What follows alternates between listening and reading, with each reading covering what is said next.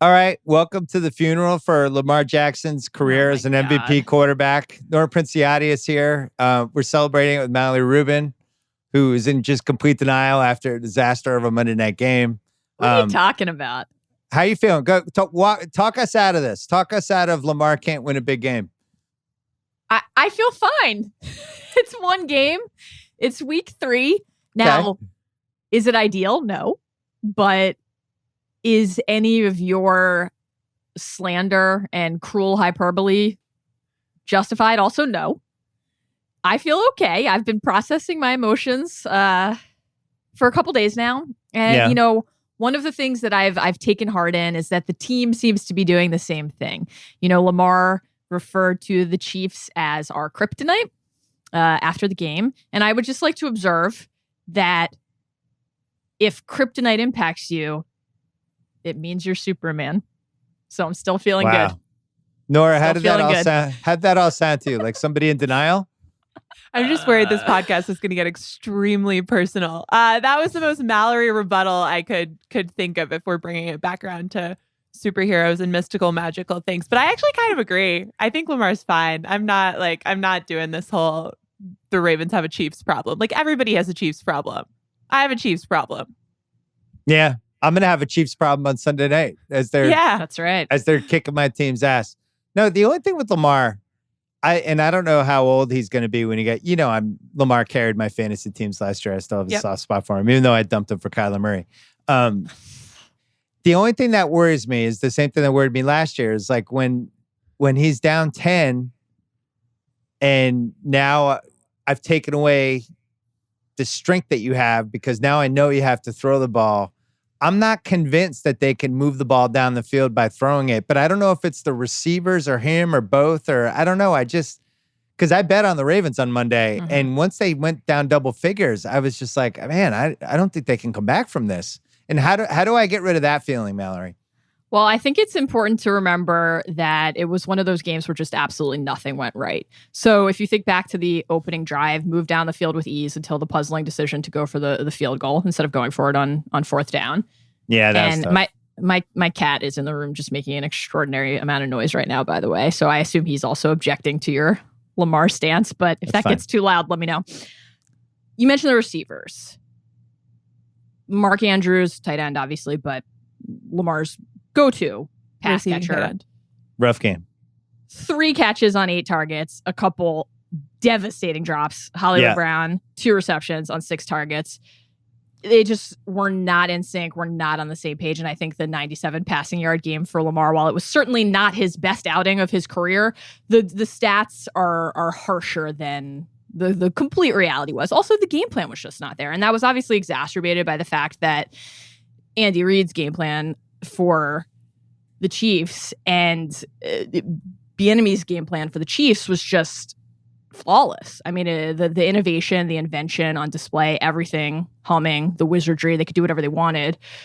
The Ravens moved away from the run way too quickly. That does not mean, to be clear, that passing effectively is not possible. It just means that the foundation of the offense is the run game. And part of it is that if it's always just 3rd down and you're losing the time of possession battle and you don't have the ball often, you don't really get a chance to get into rhythm and get into sync. I just have too much confidence in Harbaugh and the coaching staff and overall the analytically inclined approach of the team, which was, a little bit puzzlingly absent on Monday night. I don't think any friends. of that will... but that's not their fault. Excoriated your friends. Jesus. No. It's I didn't realize you were this upset. It's quite... I'm making the exact opposite point. This is really so the advanced metrics that let you down? That was weird. That I have confidence, lasting confidence that all of those things will click back into place. I mean, at the end of the day, you're talking about Lamar's record against the rest of the league in the regular season is 21-1. He's 0-3 against the Chiefs. That's good. So you start to lump together the Chiefs problem with the playoff problem. Lamar himself said they played us like the Titans played us. That's a paraphrase, but that was the takeaway. So that becomes the concern. It's just what is replicable there. But again, it's not just the offense. The defense did not play you made well. your case. We get it. It's fine. It's going to be fine with one game. They could lose to the Chiefs and have one really off week in every capacity and still be the second best team in football. I feel There's okay. There's a world too where Andrews doesn't drop that touchdown pass that should have been a touchdown pass. And they score back-to-back touchdowns at the start of the second half. And all of a sudden, oh, wow, the Ravens actually can come back. And I do think they have a problem when they get down that's exacerbated. Some of it has to do with how they play football. And it's okay to admit that. It doesn't mean that we're saying Lamar's bad. It's exacerbated, I think, a little bit by the play calling. I do think that when they tense up, it seems like, I don't know why they go pass heavy. And it's not just throw some play action passes, fine. That's great. Cool. What's strange is that it seems like they resort to, you're seeing Lamar on like a 5-step drop, 7-step drop. That's not their bread and butter. And it's not about what he can do, what he can't do. It's about what are you repping the entire week? What are you practicing? They do so much out of pistol. And it's just strange to me that it seems like when they get behind, it's not just that they're going to the pass, it's that they're going to certain types of passes that's getting away from what they're so good at. So I would like to have a better understanding of why that happens. But I still think they don't play from behind very much. So I'm not ready to say that this is an unsolvable problem. That's a fair point. You know what really made me mad about that game? I got rope-a-dope by the Chiefs. Because those first two games, which I watched intently, and they were just trying to establish the run. They weren't sending their receivers on deep passes. And then watching them on Monday night, it was so clear that they were saving like all their cool plays, all the streaks down the field, multiple guys just running 50-yard pass patterns. They were just saving it for this Ravens game. And that they're the exact same weak play. Yeah, they're the exact same Chiefs team as last year. But in the first two games, they really didn't look that way.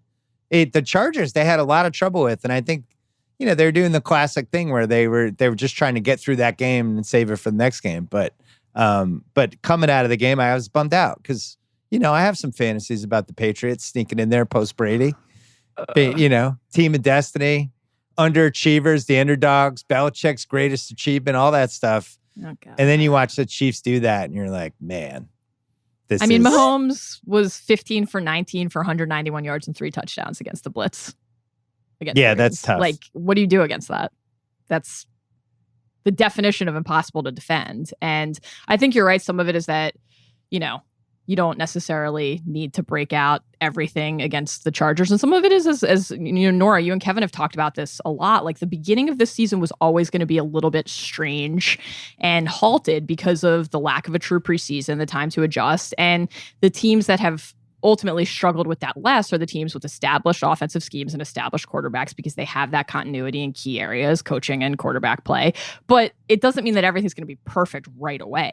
So I don't think there's a single football fan alive who was surprised that in week 3, Mahomes looked like Mahomes again. Like, of course that was going to happen, right? It's a question of if you can, you're not going to be able to stop him. You just have to contain him and try to keep pace. So again, to go back to the Ravens, that's what fell apart was they could do neither. On the Mahomes thing, though, do you two think that at least a piece of it was the whole week-long MVP jerk circle around Russell Wilson and the MVP and then Aaron Rodgers and the MVP? And it was just like everybody's talking about everybody else. Like I do wonder, if, especially during a pandemic, if those guys even notice stuff like that, because I feel like they do. I'm glad you mentioned this because it won't surprise you to hear, I was texting constantly with my dad on Monday night. And at one point, he said something essentially like this was obviously like a prove it game for Mahomes too, right? Because so much of the narrative heading into the game was about it being a prove it game for Lamar. And my response to that was it felt like the exact opposite to me.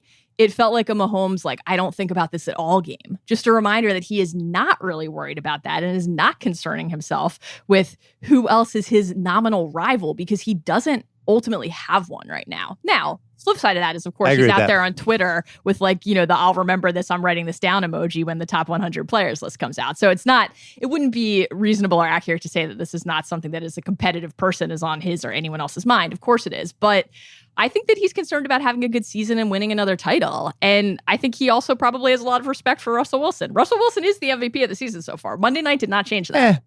Nora, come on. You're part of the Mahomes generation. You're in the same age. What do we call that generation? What do we call the 20s? Gen Z? Is it a new term? I think I'm millennial. I think I'm a millennial. I think people don't understand what age range millennials are. I think I'm about the youngest you can be and still be a millennial. Okay, so you're claiming the millennials. I'm claiming the millennials. Although I think that's fair. Where I get mad is on the older end. I think people will when people think they're talking about Gen Z, they're talking about millennials, and I'll always get like frustrated about no, you can be 40 right now and be a millennial just because you did, not all of us grew up with cell phones our entire lives, but I did, obviously, because I'm on the very bottom end of it. I didn't know if you felt any generational kinship with Mahomes. Understanding his emotions and feelings at all times because you're part of the same generation. I just think anybody is like that, right? Everybody is.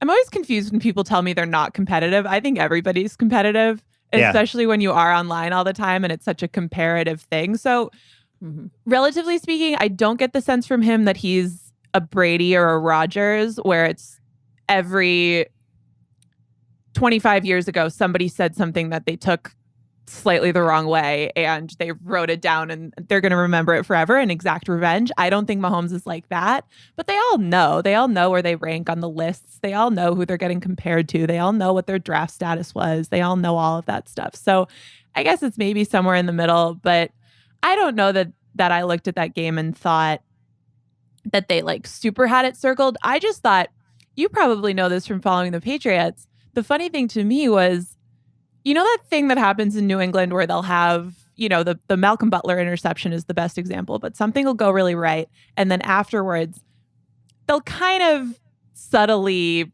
pat themselves on the back by dropping lines like, oh yeah, we worked on that in practice. Right. We repped that in practice. And it's always like, oh, well, aren't you so smart? Yeah. Mahomes kind of did that. And I don't think that it was like a nana thing, but he started talking about the tackle leak play that was a touchdown to Fisher and went on this whole thing. We've run it with all the big guys to see who has the best hands. And we'd actually done one rep of it where I threw the ball high on purpose to see if he could go up and get it, which ended up being what they had to do. So that it kind of made me laugh because it was like this thing that I'm so used to hearing from Patriots guys and just going like, okay, cool. You work on every possible situation. You're always prepared. Chiefs, you're prepared for this thing that would happen 1 out of 6 million times. But the Chiefs are kind of getting into that zone, right? Where there are tons of continuity and they have, especially this offseason, they were going to be one of those outlier teams that actually had time to be like, which one of our tackles could catch a touchdown and could jump and have the hands to do it? Belichick's like, yeah, pandemic. We worked on that. We worked on what we do.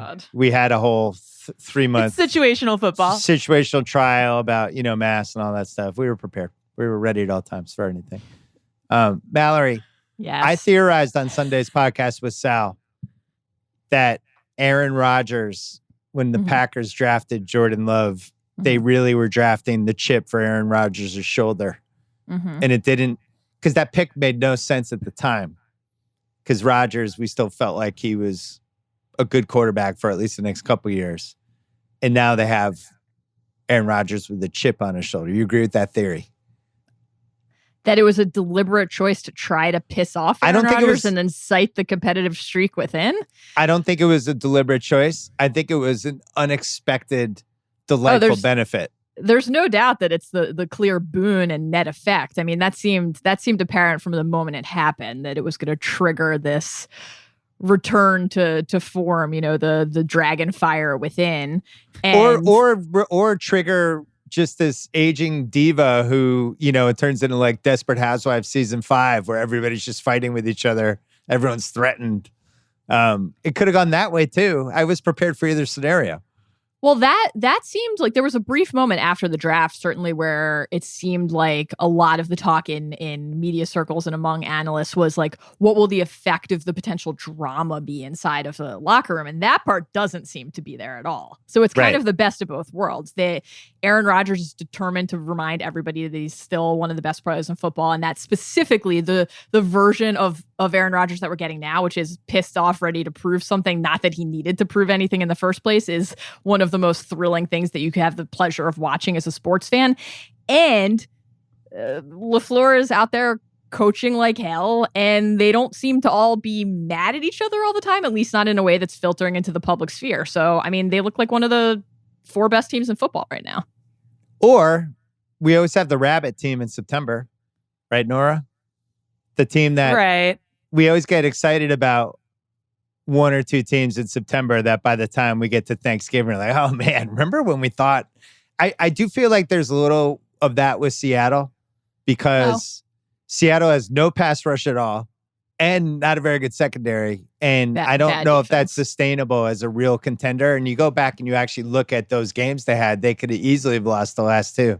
But with the Rodgers thing, you weren't covering the Pats when Garoppolo and Brady were there at the same time, right?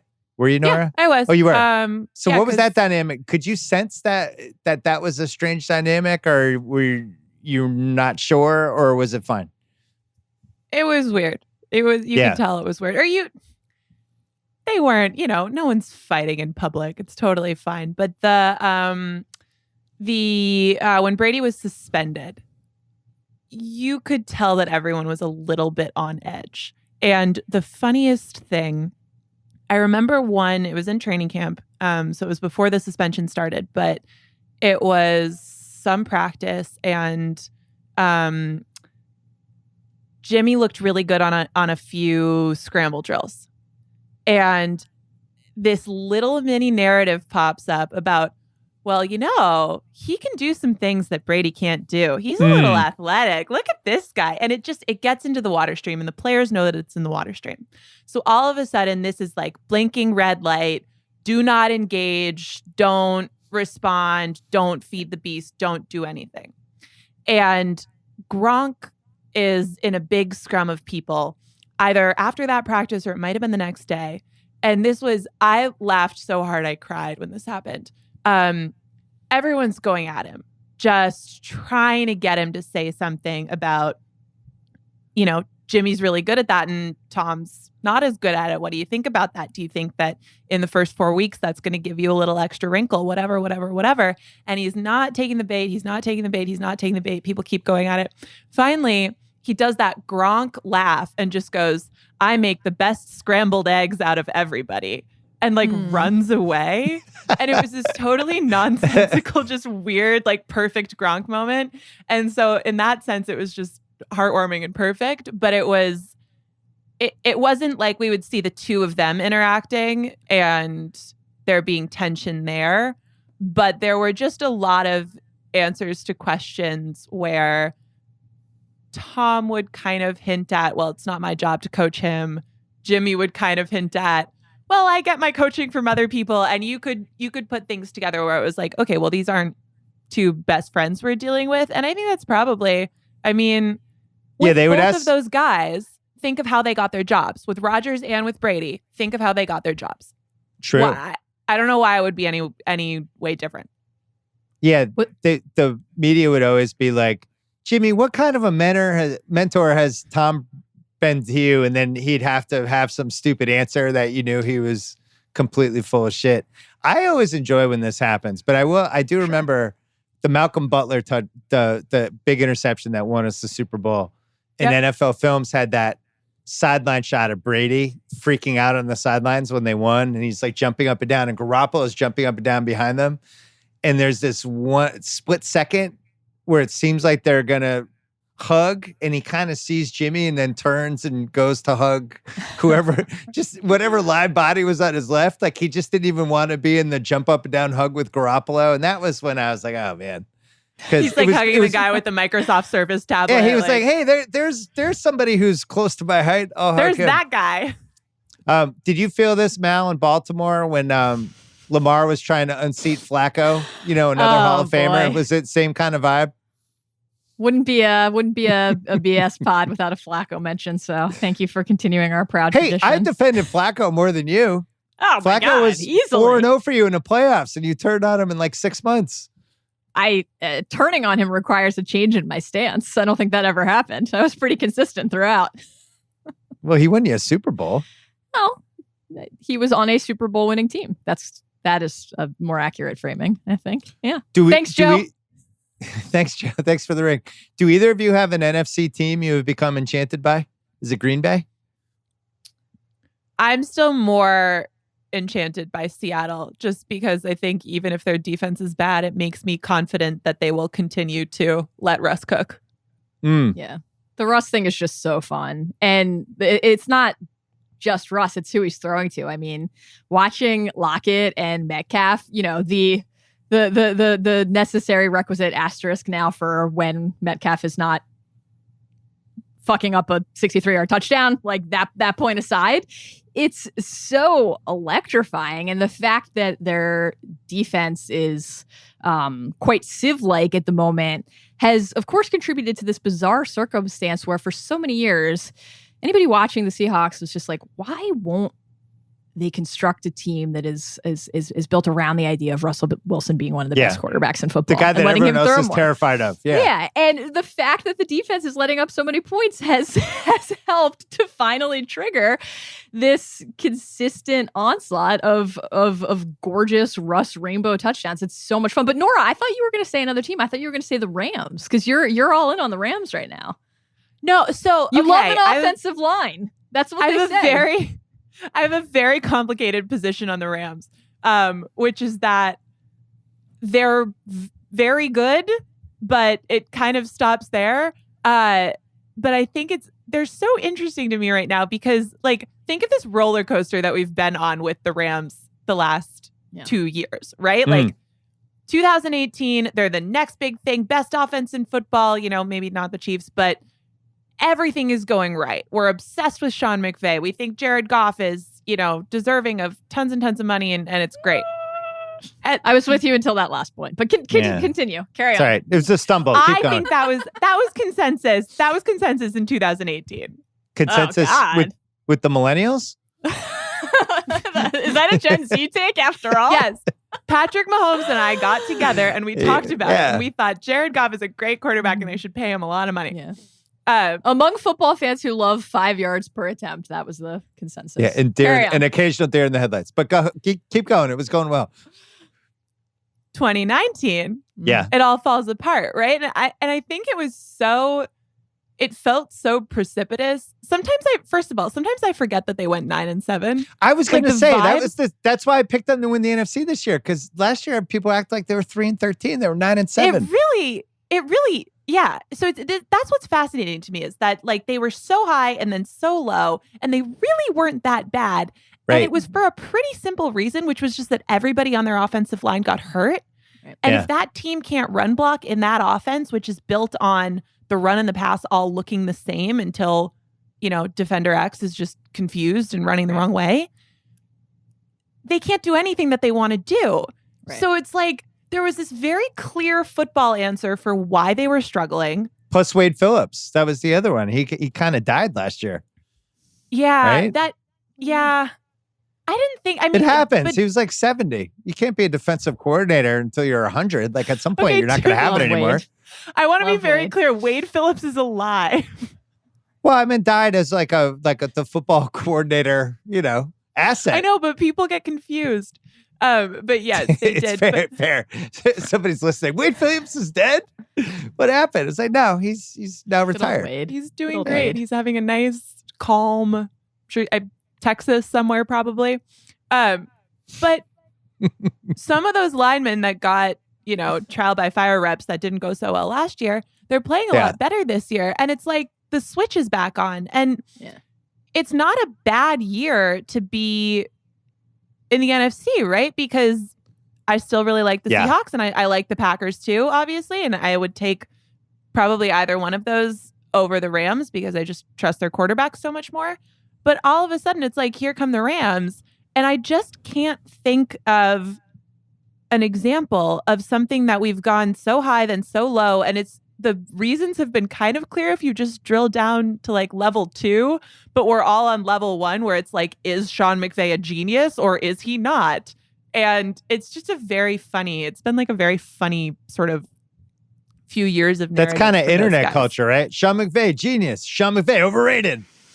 And it just kind of moves from narrative to narrative. I like Tampa's team, despite my reservations about Brady being able to play 4 or 5 months, just because they have some really, really high-end skill guys. And I think their defense is pretty frisky.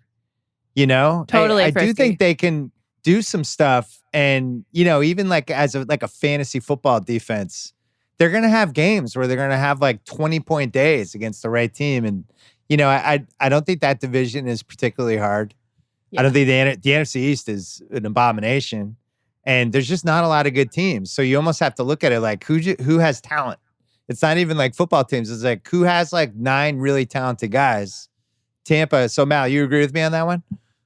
Well, I think that the division point is key because we can lump the Bucs and the Rams together for a second there. You know, when you're talking about the offensive line improvements for the Rams and how much of their offense is predicated on like pace and rhythm and how much a healthy line facilitates in that respect. And you look at something like, okay, they lost the Bills game, but there was a stretch in the second half of that game where Aaron Donald just so quickly, efficiently, and flawlessly reminded everyone watching that whenever he wants, he can just completely take over and control the game and is the best football player alive, right?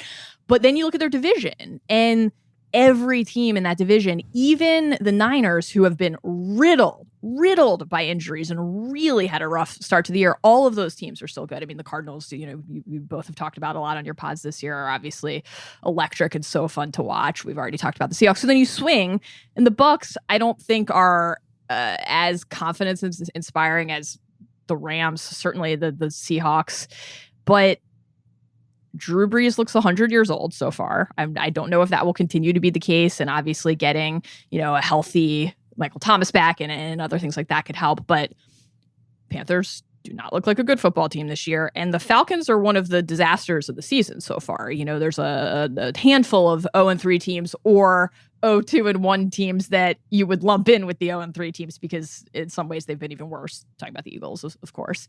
You know, that division is just so thin that the Bucs would have to completely implode to not make the playoffs. That's how I feel. Plus, we didn't even mention the Bears yet. The Bears are going to be like 15-0. And we're going to be like, I don't know if they can make the playoffs. Well, they're like, the team that I thought they're 3-0. I don't understand it. They're the team I thought of earlier when we were talking about the Packers and you mentioned these like September mirages. I don't think of the Packers at all, but I'd look at another team in their own division and say you could make the case for the Bears if you wanted. Can it be a mirage though if nobody can even see it in the first place? I don't know how that works. I think people can't see it. People are guarding their eyes against looking at it. So funny. Is that how it's you guys been feel? Funny. There are a few things I enjoy watching more than a Biscuit Foles storyline unfolding in real time. That's the good shit right there. Well, my son, who's playing fantasy football for the first time ever this year and took Allen Robinson and didn't realize Trubisky was bad and has been through the same roller coaster ride that I think all real Bears fans go on and is now all excited because, as he says, Big Dick Nick is going to fix Robinson and do all this. And it's like having a Bears fan in the house just through the Allen Robinson fantasy lens. But, every year we have a team that goes 12-4 or 11-5, but usually it's 12-4. And you just go, how the fuck did that happen? Right. And it's going to happen in the NFC with somebody because I think the NFC, I went from thinking the NFC had more good teams to actually thinking, you might have this really stacked NFC West and then basically one decent team per division. And that's it. So we're going to see a weird record. And, all they have to do the rest of the way is go 9-4. They get to play the Vikings again. I think they're playing like a third or fourth place schedule. It's not completely unrealistic. Plus, is it crazy to think Nick Foles would actually be decent? Like he was really good in that second half, and everybody's like, "Oh, that's just what he does." And it's like, no, he was good. Like, let's hand it to him. He almost had 4 touchdowns. Robinson had that one that turned to be an interception. What were we gonna say, Nora? He almost had like 3 interceptions, but that's the power of Big Dick Nick, though. He flirts with disaster and success at all times, and he's just one of those guys. I didn't know this information. I didn't include that in my calculus. There, you make a very solid point. Mal had that with Flacco, where it was like when he was just 3 years of PIs, he was racking up a 3rd and 18, just the heave downfield with the PI. I was like, wow, he did it again. Strategy. Yeah. Some guys just have it, man. Some guys just have the horseshoe. I've cooled off Arizona a little bit after last week, and partly because they cost me money, but I just wasn't impressed by their defense, and they couldn't really survive a poor Kyler game. And I think that division, other than the Rams, I don't know what to make of the other 3 teams. You could tell me San Francisco is going to finish like 6-10, 7-9. I wouldn't be like shocked because they've had so many injuries already, and usually that gets worse. And then the Seattle thing, they just don't have a good defense. I know it's Russell. He's always going to go 10-6, but I think that division has the highest kind of variance. You look around at the other ones, even the NFC East, like I think if they had a decent quarterback, Washington would have been pretty good. Haskins was so bad last week. It's almost like it's completely impossible for them to even go 6-10, although I think they're going to get rid of him. Any other sleepers we're missing in the NFC or no? Washington is the one I have circled as when they change quarterbacks, I'm watching their next game to see at least what it looks like. But that division's not going to generate more than one playoff team. Well, no, but I'm saying as the one that replaces Dallas. If Dallas, who knows? No. Yeah. It could be 9-7 in that division. Oh, I mean, I don't even know if you'll need to go 9-7 to win that 8-8? division, but I still think it's gonna be the Cowboys. Yeah. I mean, obviously the Giants are a complete non-factor. Yeah, cross them up. The Eagles have been, we have a lot of winless teams so far, but the Eagles have certainly been one of the great disappointments of the season. They're barring an extraordinary return to form for Carson Wentz or a Jalen Hurts led resurgence, perhaps. I don't know. I still think that'd be hilarious division to win. I don't see Washington coming through with that, but part of that is probably that I'm counting on a big Ravens bounce back this week against Washington. I think they would have beaten the Browns last week if Haskins hadn't been such a disaster. That was sitting there. I don't believe in the Browns at all. And I've been thinking about throwing them, betting against them in $1 million picks this week. Once they got the lead, they were just able to run the ball every down. And then you can they're so afraid to unleash Baker at this point. I think Stefanski must have looked at 2 years of Baker highlights and been like, oh, Jesus, I didn't realize it was this bad, because they're not asking him to do anything. Do you like any AFC sleepers, Nora, at this point? It seems like the Chargers have had too many injuries. Anybody? It's funny. I don't actually mind the Browns. Oh, okay, make the case. The running game, couple blue chippers on D. What else? A lot of talent. And I would like to give Stefanski and Baker just a little bit more time to figure it out. I think they have started. You see him on the bootlegs. You see him getting moving. You see him like doing the sort of Kirk Cousins stuff that has been really effective. Okay. And so maybe he watched the Baker tape and went, wow, I didn't quite know what the lows looked like here. But this is a guy who just did this with Kirk Cousins, right? So it's not as if he's incapable of making do. And I think fair point. That like the Odell stuff is troubling and confusing, and I just don't know what's going on. But they have enough pieces that fit together that I think now, when we're talking about sleeper, I'm talking about teams that I've watched and thought, okay, if things start to go right and they start to look a little bit better, like that's all of a sudden a fun team, an interesting team to watch. The problem is getting the 1 seed is such a big deal. And they're not, you got to win your division. They're not going to win their division. So you hit a dead end. But I don't think that they're as bad as they look. Okay. You like the Bills, Mallory? I do. I think the Bills are legit. Yeah, I think the Bills are legit. It's a bizarre time to be alive in numerous respects right now. But watching the Bills play as an undefeated team and watching Josh Allen do the things that Josh Allen is doing. The Bills can't be a sleeper. No, not a sleeper. I mean, they're undefeated. They're one of the. I think they'd be a Super Bowl sleeper, not a sleeper in the playoffs.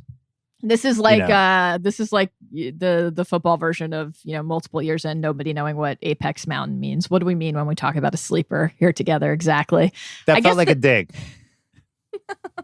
It's an observation. That was how she got back for the Lamar stuff at the beginning. By the way, Mallory, you mentioned the Falcons briefly. I just realized what we have to do to solve this Lamar question. We have to get the Ravens. We have to get the Ravens down by double digits against the Falcons. Oh yeah, that'll do it. That's a great one. Can we make sure that Dan Quinn has a job long enough for that to transpire? Sure. That would be great. Sure. Because if they can't pull that off, then we have a problem. Is Hollywood Brown deserving of the name Hollywood? Like, should he just be called like East Hollywood Brown? Is he good enough to be Hollywood? First of all, maybe like Reseda Brown. A A lot of great stuff in East Hollywood. And second of all, Hollywood Brown is a delight. What are you talking about? I don't One know. tough game. He's been great. I didn't even realize he was on the field Monday night, and then he dropped a pass. I was like, oh, there he is. Oh my God. This is tough. This is just unfounded and cruel. Should we talk about Josh Allen? So here's love the Josh thing. Allen. I thought he was really good in the Rams game, and yet on that final drive, I waited for him to blow it the whole time, and then it was 3rd and 22, goal to go basically, and I thought the Rams bailed him out. They gave him basically a wide open dude over the middle to throw it to, so then all of a sudden it was like 4th and 8 instead of 3rd and 20, 4th and 27, whatever, and then the PI was terrible, and I do feel like if either of those plays goes differently, the conversation this week is Josh Allen. Does he have it? Is he good enough? And it was like, football's so stupid sometimes because it's those two plays very easily could have gone the other way. And then we're like, is this guy any good? Couldn't hold a lead. What's going on with this dude? I do think he looks more accurate than he did last year. I would say is the one big benefit with him, right? Totally. Oh, for sure. He's particularly downfield. And the Diggs upgrade is, I think, one of the most just night and day, add one guy and an offense changes. Yep. Things that's happened this year. And they've done a lot of work in past off seasons to kind of build to that point. They improved the offensive line. They, gave him guys like Beasley to work the middle of the field. But then that was the issue, right? Is that he has a great arm. He can throw the ball very far, but he couldn't throw the ball far accurately. And he's gotten better. But then they also gave him the best deep ball receiver in football. And it's clicked so automatically. I think it's very cool. I think it was two things. It was the accuracy question and then the confounding play question, which was sometimes one and the same, but not always. And so that's still the thing, right? That you're looking at this year because, he has 10 touchdowns and only 1 interception, but that doesn't mean there haven't been moments where like, what is Josh Allen doing? For example, he was flagged for a face mask and an unsportsmanlike conduct penalty last week, which is like just I've never seen that in my life. And strange. That's just bizarre. And those are things that like only happen in a Josh Allen football game. Yeah. What is that? He also had he had that failed lateral. He also, sometimes there are quarterbacks, and usually it's just when they're in a terrible offense, where you'll notice that they spend a lot of time, like they are 15 yards behind the line of scrimmage, just like running in the wrong direction, and their faces are like looking out to the sideline, basically, and you're just going, what is going on here? Josh Allen is in a very good offense, and that still happens sometimes, and we do have to work on that. But there's a lot to love. And Josh. I'm not a believer. I have my money still on Bill Belichick. Can I ask you about covering football in a COVID era before we even get to the Pitt Tennessee game? Like just all the stuff you miss from the way life used to be, where you could just kind of wander around, pull people to the side, get little things here and there, go to practices, things like that. And I don't even know how much reporters can do on that front anymore, but how do you get information now?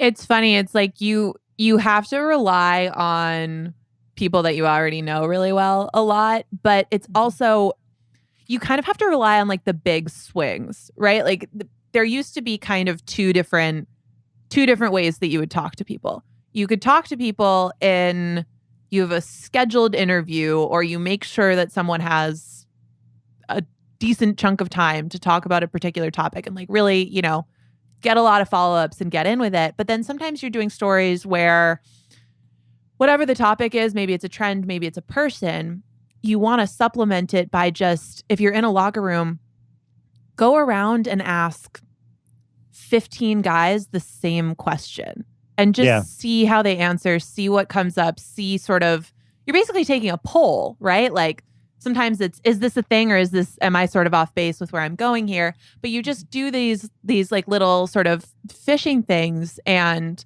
try to get a sense for a vibe. And that's what you can't do, which I think is sometimes it's hard to kind of have your bumpers and know, am I going in the right direction here? Like, do the people who are actually involved in this feel the same way that I do?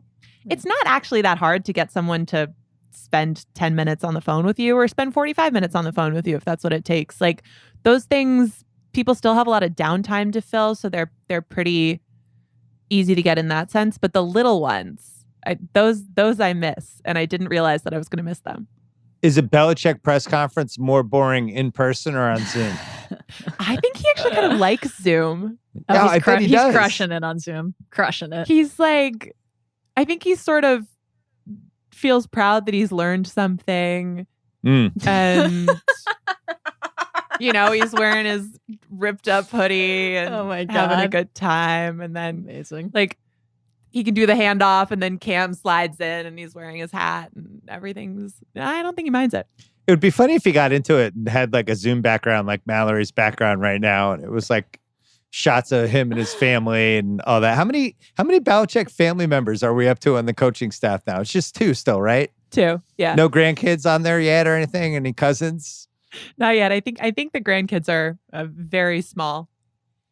This is a big thing for my dad. He loves making fun of the Belichick kids anytime something goes wrong defensively. Gets very upset. Belichick, well, this is, when you have your kids running a defense. Bring the puppy out there. He had him very involved in the draft. Keep it going. Great Nike. Dog. Sweet Nike.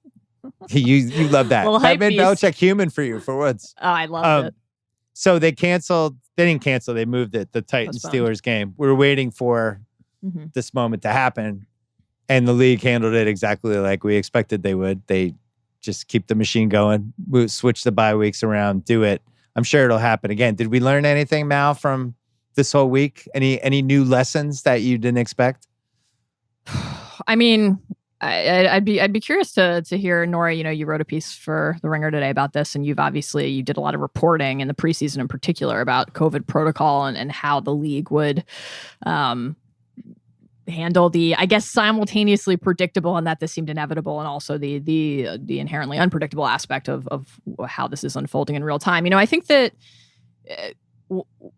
with the Titans Steelers rescheduling itself, the scenarios are in play. They're the bye week shuffles with the Steelers Ravens in mid-season. There's the week 18 possibility. I think that part of it seems like it will be handled effectively. I think the question starts to become, well, what happens if this balloons, right? It's not, there's no reason to think, and I don't mean to be like a doomsday sayer about it, just practically, like there's no reason to think that this will be the only time this happens, right? Look at what happened in baseball this season, where more than one team was impacted by a spread and a surge in cases. So far, at least, and we're recording this early afternoon on Thursday, so far at least, the Vikings have not announced positive tests, right? That's still the latest information. Yep. So that will be one thing to monitor, because the Titans did have their first positive test, a coach, before the team traveled to play the Vikings. And I think that will be one of the things to monitor moving forward if,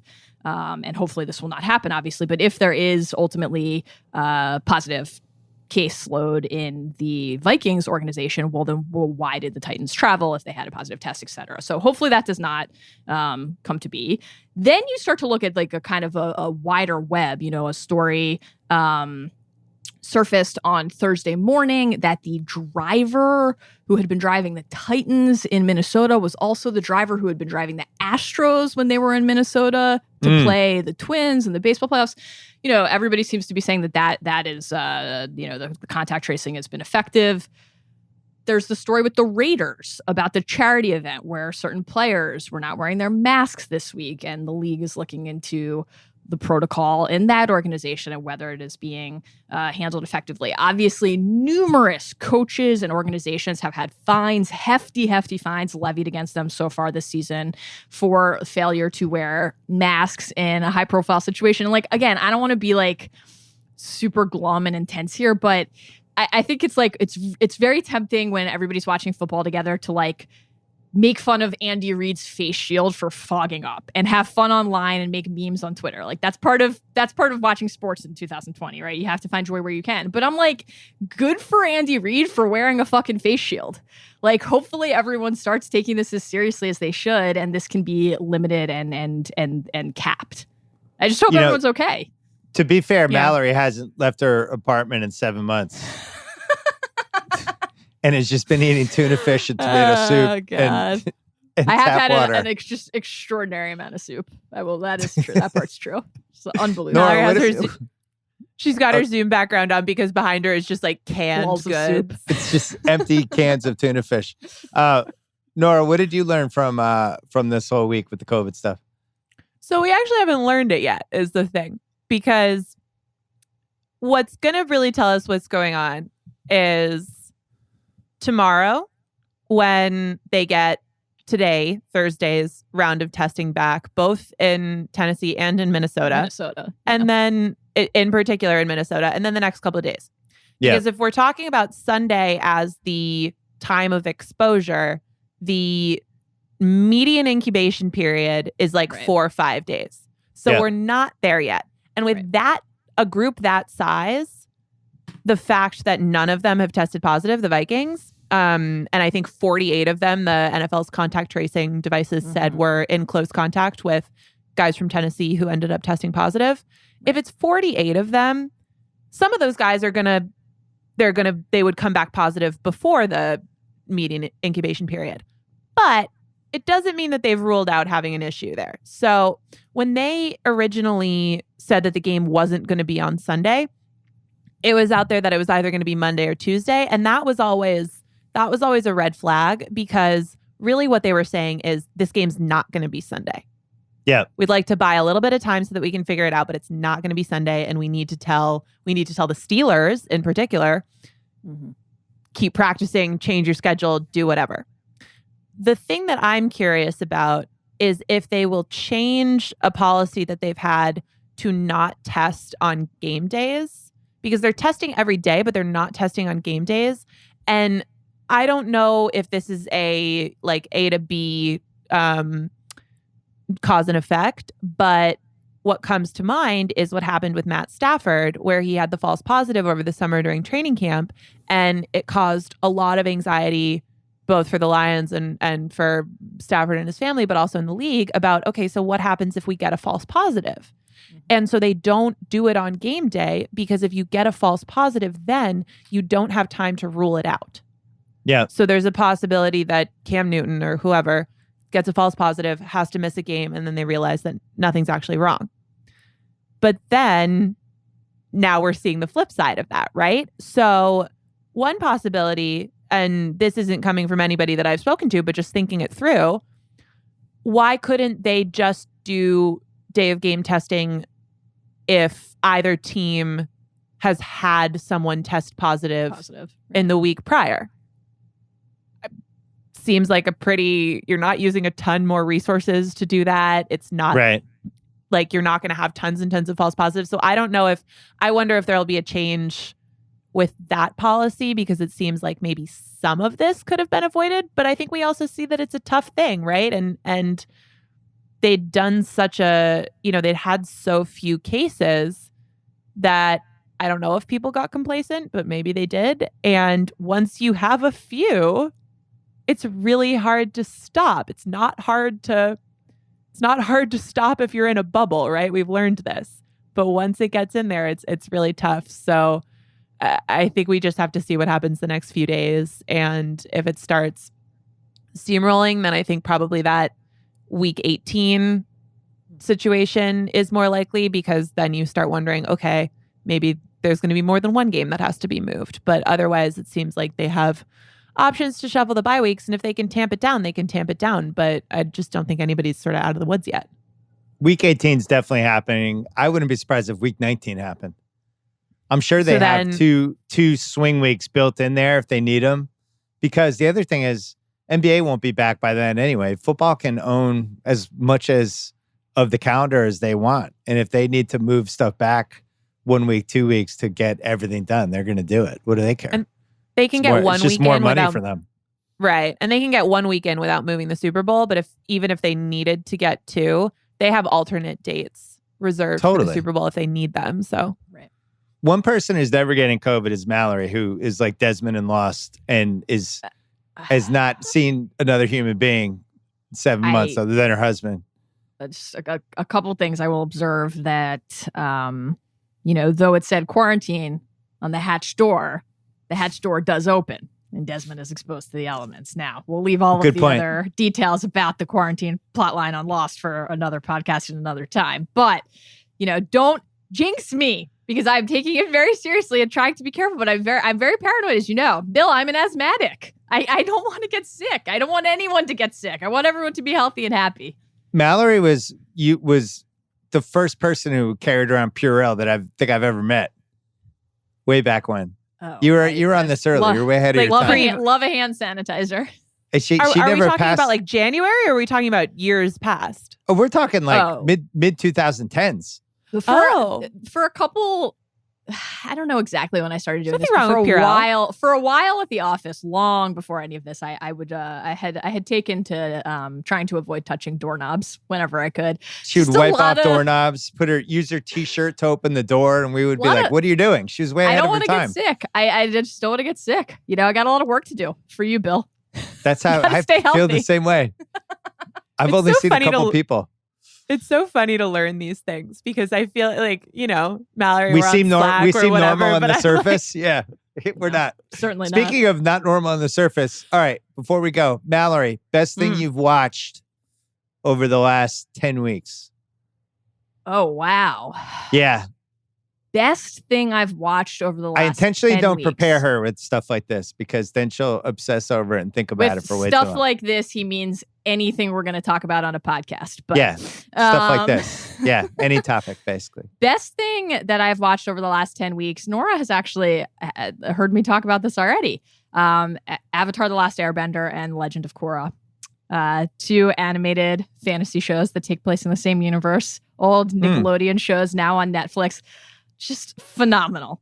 The world building, the character development, the resonance of the themes, the magical creatures. Shouts to Pabu and Momo. It's just great. Absolutely phenomenal. Aside from that, because I know you're not interested in discussing that with me, Bill, though I would like to. I would like to discuss it with you. I would say I've been quite enjoying The Boys on Amazon. Chase Crawford. Oh, the deep. Member of the Romo family. Yeah, that's been a lot of fun. There's just been a lot of sports on lately. Do I have to watch The Boys? I've circled it a couple times. Well, first of all, it's very, very easy to binge. I mean, it's only season 1 was 8 episodes. We're 6 into season 2, so you can catch up in no time. It's extraordinarily violent, but it's a very fun and provocative and subversive show about superhero culture and the grip that has on our pop culture consumption in society. It's really clever and very fun. We're having exploding heads, right? An extraordinary number of exploding heads. Yes. And as I mentioned on Slow News Day, some adults consuming breast milk, which is, mileage may vary on whether you find that compelling, but I'm enjoying it. Great show. Yes.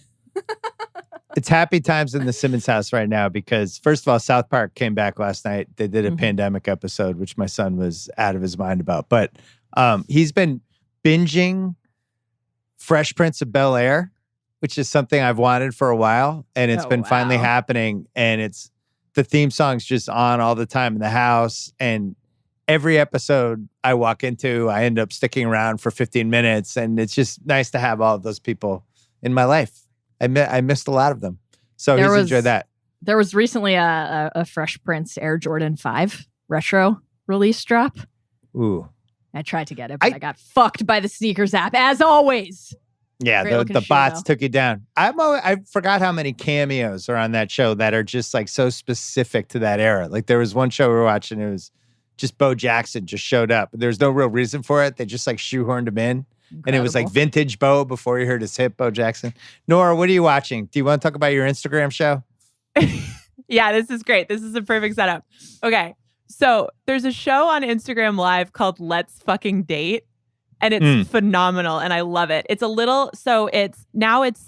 Wednesdays at 8:30. And it's a little tough this season. They're in the 2nd season. So this girl named Serena Kerrigan started it in quarantine. And it's just her going on Instagram Live dates from her apartment.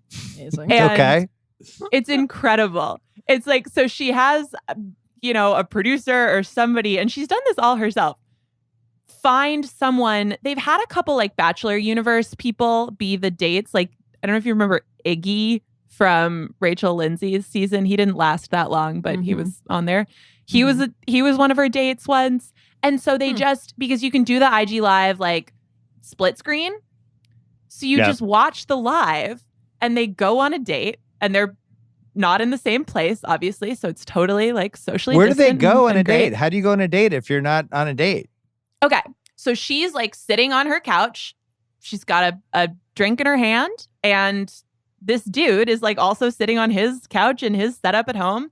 Same situation. Some of them will like send her a cocktail kit or something. Or one of them, they did paint by numbers and they'll try to make it fun. Aww. But then the thing that's crazy about it is that you get all of the like weird pauses and you can see on their faces when they like something or don't like something about the other person. You just get all of that like first date weird thing. And in the first season, she would have second dates with some of the people. They need to figure out how to like make it a clearer competition and have a winner, because obviously the guys don't know each other. They just interact with her. So it's missing that component, but she's really funny and really like sort of aggressive in the way that you need to be in that environment. And I think it's so good because it literally is like, it's like spying on people. And we miss that right now, right? Like nobody's going out. You don't have opportunities to like eavesdrop and gossip and be like, what are those two doing? And this is exactly that. I just get to like hit my phone and then see two people being like, so like, why are you single if like your life's going so great and what's the deal with that? And blah. It's so good. It's literally like, it's a little harder. So I found this season harder because they post it the next day.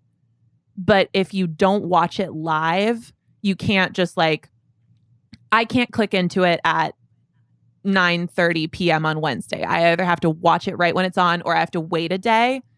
And if I can't do it right at 8:30 on Wednesday, I'm always bummed. I'm like, I don't want to wait for this. So I love it. I think it's so great. Wait, I have a question about that aspect of it, the live viewership. Like, is that actually an active part of the fan experience? Like if you watch somebody on Insta Live, you can put comments and feedback. Like are people in there like talking about their chemistry and the awkward pauses and the quality of their arts and crafts work?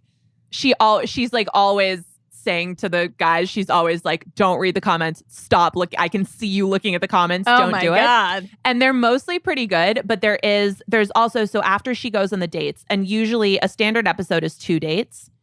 But then afterwards, there's an after show. And 2 dates with different guys in one episode. Yes. Okay. Got it. So she'll do one and then the other. So we're not getting like 2 weeks of like back-to-back dates with one person. No. Like I have advanced to night 2 with Jerry and you're seeing it all at once. You're literally, they spend half an hour with each other and you see the whole half hour of each of them. And I will say like, she's pretty funny. I don't think that like it takes a specific person to keep you engaged for that long if you're literally just hearing everything that they talk about. And I think she's able to pull it off. But then afterwards, they do an after show and there's a bunch of pretty frequent after show. An after show. Oh my God. There's like frequent commenters and they'll go live with her and they'll break down the dates and they'll talk about what happened and they'll talk about like if there were, friend zone vibes or if somebody said something really weird or if this sounds like something my daughter would devour. It's so good. Honestly, I can't think of anything more in her wheelhouse than this. And because here's the thing is that it's a total product of social media, right? Because there was one, sometimes somebody will pop up and they can just request her to be on the after show and they'll message and be like, I used to work with that guy at Macy's. Like, he's not telling the truth. Like, let me tell you what the deal is. And then they pop on and be like, Steve's full of it. And you learn all the different ways in which Steve's full of it. It's so good. I love this show. That sounds awesome. We watched The Father, the Bride, part 3-ish, whatever it was on YouTube. Zoom content's not for me. We're all on Zoom too much anyway. I don't need my movies to be in Zoom. I'd rather just watch old movies set in an era where we weren't on Zoom all the time. I just couldn't do it. Instagram Live, you can AirPlay to your television. Oh, that's good. It